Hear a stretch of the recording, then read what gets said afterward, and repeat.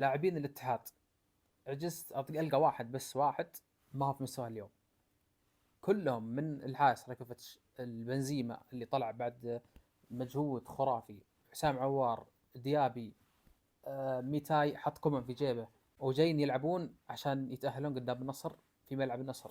وهذا اللي صار، تأهلوا ب10 لاعبين. كونسيساو اليوم لعب موسى ديابي في العمق تقريبا، ولعب روجر جناح يمين، ولعب على الكرات الطويلة في ظهر دفاع النصر اللي كان كارثي اليوم في مسألة التسلل. الشوط الأول كان يعني سجل الاتحاد هدفين، وضيع تقريبا إذا ببالغ بقول 3 أهداف إلى هدفين.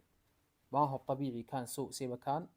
واللي غريب وما هو طبيعي، مارتينيز من افضل لعيبه العالم كسر مسد تسلل. اذا كانوا كل لاعبين الفريق مبدعين ونجوم، اعرف ان نجم المباراه هو المدرب. انا بالنسبه لي اشوف نجم المباراه هو كونسيساو. اليوم اكل جيسس، اكل في المرتدات وعلى مسد التسلل بشكل مو طبيعي. تبديلاته كانت اليوم حل تنفس من الاتحاد الشوط الثاني، خصوصا بعد الطرد. بعيدا عن اي كلام في التكتيك، اللي سواه اليوم كونسيساو من تحفيز اللاعبين وتشجيع، والدليل اللي شفناه بعد المباراه مع بنزيما وعوار مع لاعبين الاتحاد، قوه خارقه ما يبي عند اي مدرب. الاتحاد مع كونسيساو ماشي في الطريق الصح.